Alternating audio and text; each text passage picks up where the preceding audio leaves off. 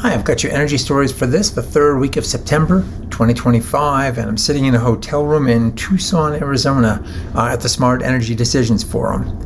Well, the war on offshore wind continues. The Trump administration has requested that a federal judge rescind the 2024 approval of U.S. Wind's Maryland 2,200 megawatt offshore wind farm, claiming that the Biden administration had underestimated the potential harm to search and rescue operations in commercial fisheries. That project, with its planned 114 turbines, has spent many years in the permitting process. Construction of the first phase is scheduled for next year. The administration had justified its action, stating that the project's approval had relied on a legal interpretation of the Outer Continental Shelf Lands Act during the Biden administration that was withdrawn by the Interior Department attorneys this year. On a similar note, Bloomberg reported that Northeastern governors are looking at possible quid-pro-quos with the Trump administration that might keep development of their multi-billion-dollar offshore wind farms on track.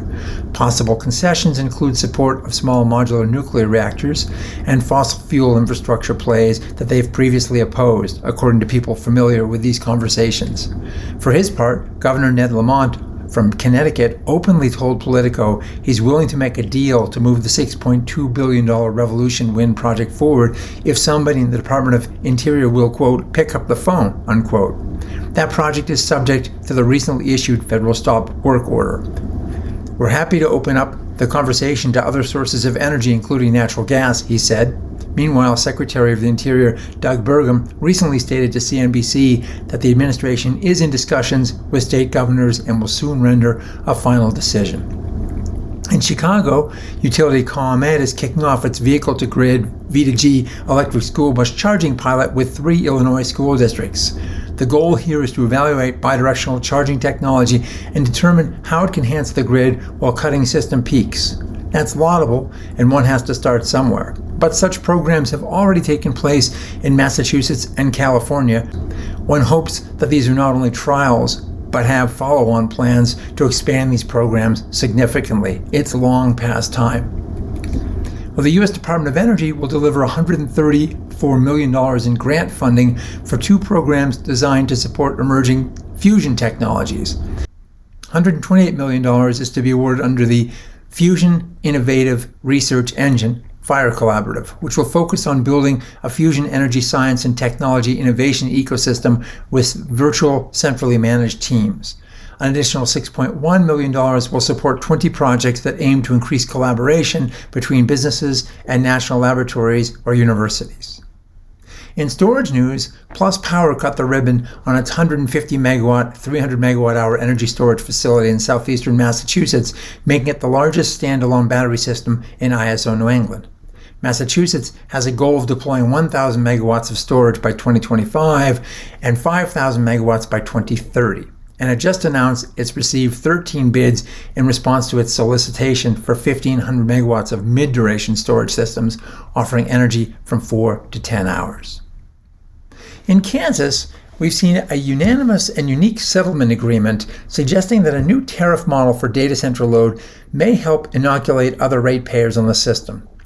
This proposed tariff, that must be blessed by the Kansas Corporation Commission during its October 8th meeting, involves multiple parties, including the Kansas Corporation Commission staff, local utility Evergy, the Citizens Utility Ratepayer Board, school districts, multiple industrial businesses, the Sierra Club, National Resources Defense Council, and interestingly enough, Google and the data industry group, the Data Center Coalition. This rate structure will affect large load customers who have 75 megawatt or more monthly peak loads, and it will involve a duration of 17 years. By contrast, the one-size-fits-all tariff just approved in Ohio only covers 12 years with a 4-year ramp and then 8 years of full service. These contracts in Kansas specify minimum take-or-pay provisions, making the users responsible for a minimum of 80% of their capacity, whether they use it or not.